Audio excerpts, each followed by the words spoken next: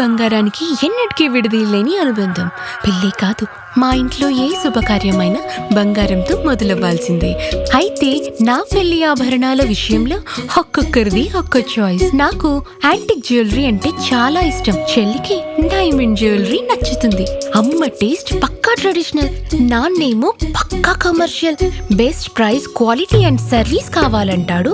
ఇక నానమ్మ అయితే తన పాత బంగారానికి 100% బైబ్యాక్ కావాలంటుంది. అయినా నో టెన్షన్.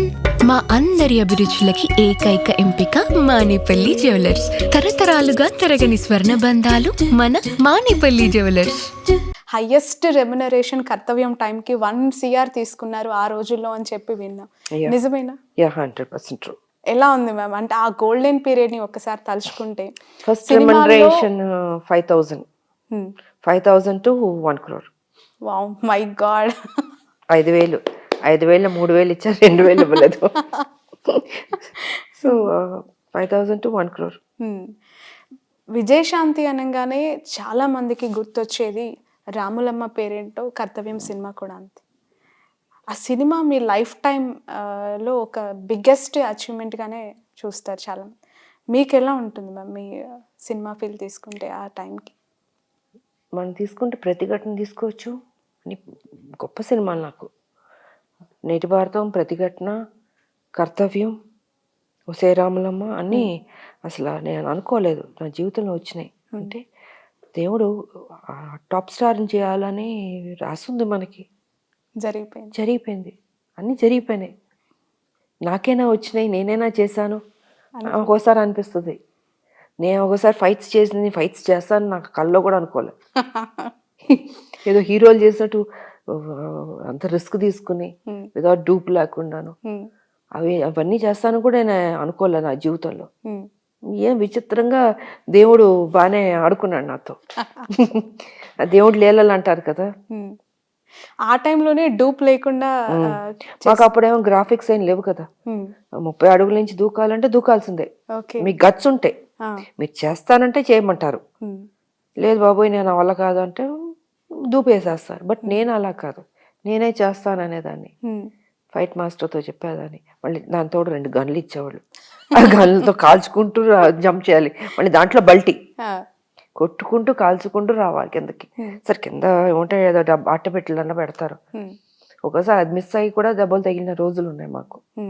బట్ మాకు గ్రాఫిక్స్ ఏం లేదు. ఇప్పుడు అదృష్టవంతులు. అప్పుడన్నీ మేము కాళ్ళు, చేతులు, నడువులు అన్ని టాప్ టు బాటం అన్ని కొట్టుకున్నాం. ఓకే. ఏ సినిమాకి ఎక్కువగా ఈ ఫైటింగ్స్ విషయంలో? అన్ని సినిమాల్లోనూ. ఎప్పుడైతే కర్తవ్యం తర్వాత నుంచి ఒక యాక్షన్ హీరోయిన్ గా విజయశాంతి ఫైట్స్ ఎన్ని ఉన్నాయని అడిగేవారు. అప్పుడే పాన్ ఇండియా మేము చేస్తాను నేను. ఇప్పుడు మీరు అనుకుంటున్నారు పాన్ ఇండియా, అసలు మొదలు పెట్టిందే నేను pan India first. Super. Okay. ఎన్ని languages? Tamil, Kannada, Malayalam, all south and Hindi.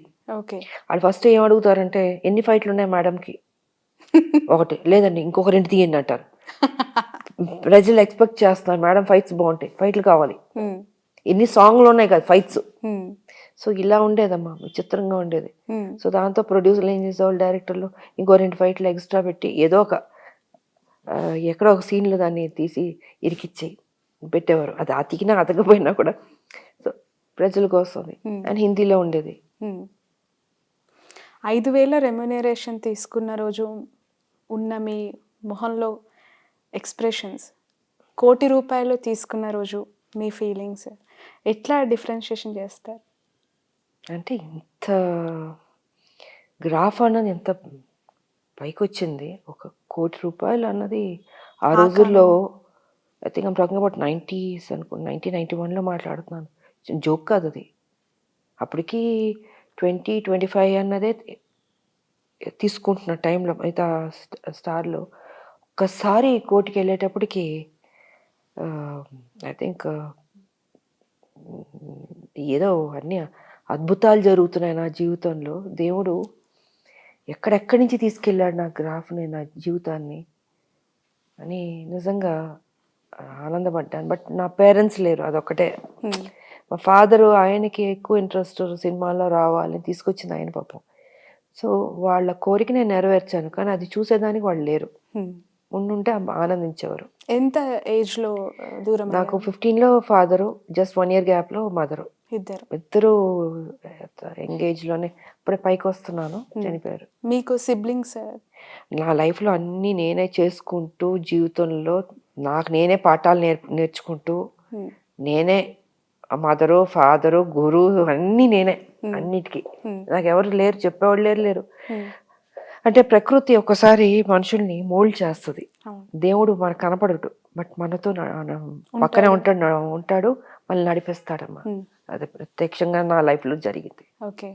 So, నేను నమ్మిన దేవుడు నన్నెప్పుడు మోసం చేయలేదు. హ్మ్. ఒక్కదాన్నే ఉన్నాను. లైఫ్‌లో నడిపించాడు. మంచి భర్తనిచ్చాడు.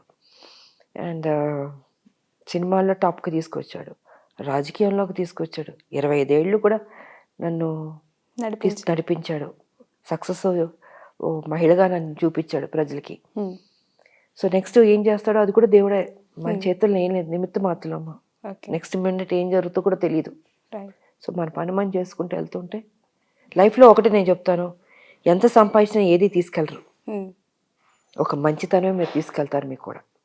మీరు బతికిన బతుక్కి, మీరు పుట్టిన దానికి ఒక అర్థం అన్నది ఉండాలి. మనం మంచి చేసామా, ప్రజలకి 10 మందికి ఉపయోగపడ్డామా అన్నది మీరు మెయిన్ మైండ్‌లో పెట్టుకోవాలి. నేను ఇన్ని కోట్లు సంపాదించానంటే కోట్లు ఏమీ రాదు మీతో. ఎంతమందికి మీరు ఉపయోగపడ్డారు? ఎంతమందిని మీరు ఆదుకోగలిగారు? ఇదే మీకు బ్యాంక్ బ్యాలెన్స్. హ్మ్. కరోనా వచ్చింది. డబ్బున్న వాళ్ళు ఎంతోమంది చనిపోయారు. ఆఖరికి వాళ్ళ శవాన్ని టచ్ చేయడానికి కూడా లేకుండా పోయింది. మరి ఆ డబ్బు కాపాడిందా? కాదు, కాపాడలే. అందుకే ఏది మీరు బతికినంత వరకు మంచి చేయండి. 10 మందికి ఉపయోగపడండి. మీకు తోచింది చేయండి. మీకు తోచిన హెల్ప్ చేయండి. అదే మీకు శ్రీరామ రక్ష. నేను చెప్పదలుచుకుంది. రైట్.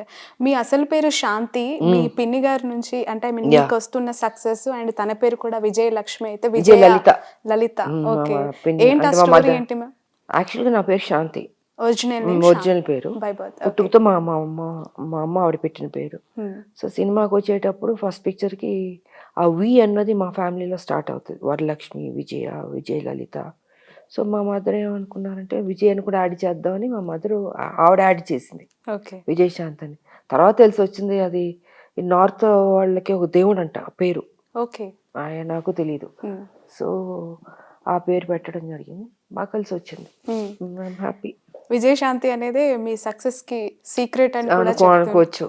విజయం ఉంది కదా. అంటే ఫస్ట్ పిక్చర్ నుంచి కూడా విజయశాంతి అనే ఫస్ట్ పిక్చర్ లో ఎంటర్ అవ్వక ముందే మా మదర్ పెట్టింది విజయశాంతి. విజయశాంతి. ఓకే. శాంతికి విజయ నాకు యాడ్ చేసింది. విచిత్రంగా ఉంటుంది పేరు. అదొక పేరు ఇదొక పేరు రెండు కల్పిస్తుంది మా మదర్. రైట్. వరంగల్లో పుట్టి మద్రాస్ కి వెళ్ళి అక్కడ కొంతకాలం లైఫ్ అంతా జర్నీ చేసి ఆ సినిమాల్లో అనేక లాంగ్వేజెస్లో మీరు పడిన ఇబ్బందులు మామూలువి కాదు. ఏం చెప్తారు? ఏముంది, నిజాం పరిపాలన, నిజాం అరాచకం, రజాకార్ల దగ్గర నుంచి పెద్ద ఫ్యామిలీ మాది. సో, ఆస్తి మొత్తం వదిలి వెళ్ళిపోయాం. సో, మళ్ళీ మా 0 పాయింట్ నుంచి స్టార్ట్ చేయాల్సి వచ్చింది. అప్పుడు ఇండస్ట్రీ అంతా చెన్నై కదమ్మా. సో, చెన్నై వెళ్ళి బతకాలి కదా. ఇంత పెద్ద ఫ్యామిలీ, సిస్టర్స్, బ్రదర్స్ 36 మంది ఉంటారు మా ఫ్యామిలీలో. చాలా పెద్ద ఫ్యామిలీ, జాయింట్ ఫ్యామిలీ. సో, మరి అలా ఉన్నప్పుడు తాతగారు అప్పుడు తీసుకెళ్ళిపోయి ఇక్కడ ఆస్తి అంతా అలా వదిలేస్తారు మా తాతగారు. కొన్ని వేల ఎకరాలు ఉన్నాయి మాకు. అన్ని ఇళ్ళు ఎక్కడ మేడం? వరంగల్ ఏటు నగరం, రామనగూడెం. ఓహో. అక్కడ ఛత్తీస్గఢ్ బార్డర్ దాటితే ఛత్తీస్గఢ్. మంచి పరిచయాలు ఉండుంటాయి మీ ఫ్యామిలీ అన్నలతో. ఉంటారు, అందరూ ఉంటారు. మా మదర్ ఫ్రెండ్స్ అందరూ చాలా మంది. లాస్ట్ టైం నేను తెలంగాణ అప్పుడు వెళ్ళి మా ఊర్లో అందరికి బట్టలు పెట్టి మళ్ళీ చూసి, బట్ తర్వాత కుదరలేదు. ఈ ఉద్యమాలు వల్ల అసలు కుదరలేదు. నా తెలంగాణ పార్టీ అప్పుడు బాగా వెళ్ళాను నేను. దాని తర్వాత ఇక్కడ ఈ గోళ సరిపోయింది మాకు. సో మద్రాస్కి మొత్తం వెళ్ళి అక్కడ స్థిరపడి, సో మళ్ళీ 0 పాయింట్ నుంచి మొదలుపెట్టి అందరం ఇంకా మా ఫ్యామిలీ పిన్ని వాళ్ళు సినిమాల్లోకి ఆవిడ రావడం, దాని తర్వాత ఎప్పుడో నేను పుట్టడం, మళ్ళీ అక్కడి నుంచి నా సినిమాల్లో నేను హీరోయిన్ అవ్వడం, అలా అలా అలా ట్రావెలింగ్ జరిగి వెళ్ళింది లైఫ్. ఓకే మేడం, ఎక్కువగా సినిమాలు చేశారు అండ్ అనేక లాంగ్వేజెస్తో మీకు టచ్ ఉంది. టాలీవుడ్, కాలీవుడ్ ఇట్లా చూస్తున్నప్పుడు వ్యత్యాసం ఎట్లా కనిపిస్తూ ఉంటుంది? అంటే మన cinema respect towards women women hero లేదు లేదు, అన్ని చోట్ల రెస్పెక్ట్ ఉందమ్మా. అది ఆ నార్త్ సినిమాలు చేసిన, హిందీ సినిమాలు చేసినప్పుడు కూడా ఆ రెస్పెక్ట్ అన్నది బాగిస్తారు మహిళలకి. అండ్ అన్నీ దీంట్లో ఉంటుంది. ఎక్కడ కొంచెం కొంచెం అక్కడక్కడ కొంత పోజులు కొడతారు కానీ, బట్ ఓవరాల్గా బాగానే ఉంటుంది. మీకు వచ్చినంత క్యారెక్టర్ ఎలివేషన్స్ అంటే ఆ సినిమాలో ప్రతి సినిమా ఒక డిఫరెంట్ ఎక్స్పీరియన్స్, అంత స్కోప్. లేడీ ఓరియంటెడ్ అంటే ఇంకా విజయశాంతికి మించి టాలీవుడ్లో ఎవరూ లేరు. ఆఫ్ కోర్స్ ఇప్పటి వరకు కూడా అలాంటి ఎలివేషన్ ఉన్న క్యారెక్టర్స్ ఎక్కడ ఎవరు చేసిన దాఖలాలు కనిపించట్లేదు. ఈ రోజుకి కూడా క్యారెక్టరైజేషన్స్లో హీరోయిన్స్కి వస్తున్న పాత్రలు జస్ట్ అందం, అభినయం, డాన్సెస్ వీటికే పరిమితం అయిపోతున్నాయి అంటే ఏం చెప్తారు మేడం? ట్రెండ్ మారింది. ఇప్పుడు ట్రెండ్ మారింది. ఎందుకు పాపం వాళ్ళకి అది రావట్లే. అప్పుడు డైరెక్టర్లు అంటే హీరోయిన్ ఓరియంటెడ్ ఫిల్మ్స్కి బాగా స్కోప్ ఇచ్చేవారు. అంత మంచి సబ్జెక్టులు క్యారెక్టర్లు ఉండేది. బట్ దాంట్లో కూడా నాకు ఎక్కువ కుదిరింది. ఐ థింక్ ఆమె చాలా లక్కీ అనుకుంటా నేను. దాని తర్వాత డైరెక్టర్లు అంత ప్యాటర్న్ మారింది, సబ్జెక్టులు స్టైల్ మారింది. రేర్ అనుకుంటా ఎక్కడన్నా అలా రావడం హీరోయిన్ ఓరియంటెడ్ మూవీస్ అనుకుంటున్నాను. బట్ ఎందుకో వాటి మీద తక్కువ ఉంది ఇప్పుడు ప్రయారిటీ. మరి ఎందుకో ఎలా చూస్తూ ఉన్నారు పాన్ ఇండియా లెవెల్ ఆస్కార్ బరిలోకి మన సినిమాలు, మన పాటలు, మన గ్రామీణ వాతావరణం వెళ్ళటం, తెలుగు నేటివిటీని అంతెత్తులో మనం చూస్తూ ఉన్నాము. నిజంగా గొప్ప విషయం. ప్రపంచం అంతా చూస్తుందంటే ఆ స్థాయికి తెలుగు సినిమాలు వెళ్ళడం అనేది చాలా గొప్ప విషయం. సో నిజంగా ఆనందపడాలి. ఆ స్థాయికి అనేది ఇప్పుడు ఎక్స్పెక్ట్ చేయలే. ఆ స్థాయికి వెళ్ళిందంటే మన వాళ్ళు గట్టివాళ్లే, బాగానే అదృష్టవంతులు. Right madam. 43 years film journey, 25 years of political కెరియర్లో మీ రోల్ మోడల్, మీ ఫేవరెట్ పర్సన్స్ ఎవరు అంటే విజయశాంతి గారికి ఆన్సర్ ఏంటి? అటు సినిమా, ఇటు పాలిటిక్స్. సినిమా అంటే అప్పుడు రామారావు గారు హీరోగా, సావిత్రి గారు అన్ని మంచి మంచి సినిమాలు ఉన్నాయి వాళ్ళకి. సో బాగా నచ్చేది నాకు.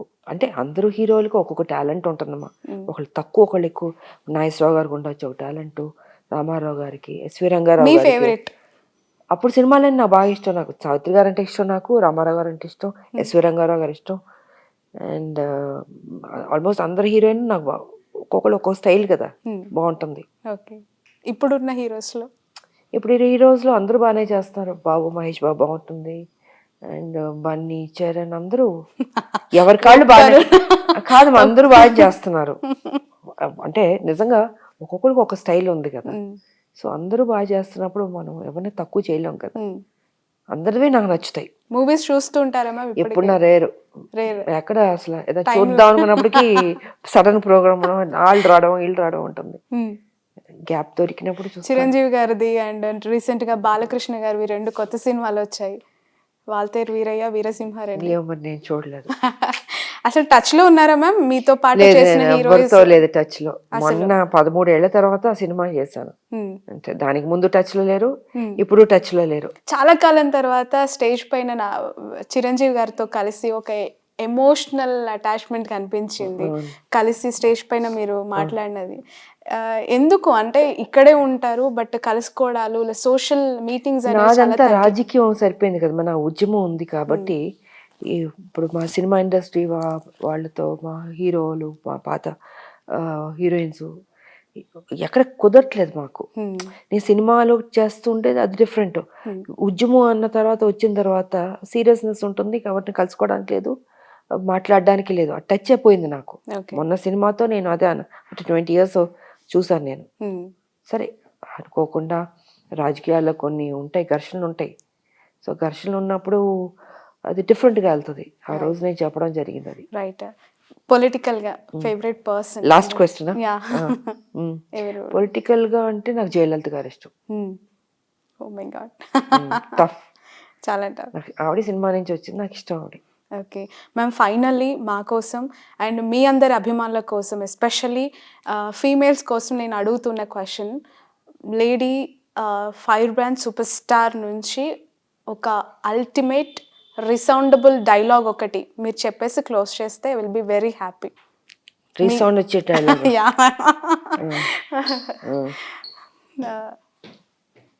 రేస్ సౌండ్ వచ్చే డైలాగ్ ఏం చెప్పగలను? వైబ్రేషన్ అట్లీస్ట్ ఆ ఎనర్జీ అంతే కళ్ళల్లో చామ్ అలా చూస్తూ మాకు ఆ డైలాగ్ చెప్తే ఇంకా అసలు అల్టిమేట్. జై తెలంగాణ, మై గాడ్. భారత్ మాతా కీ జై.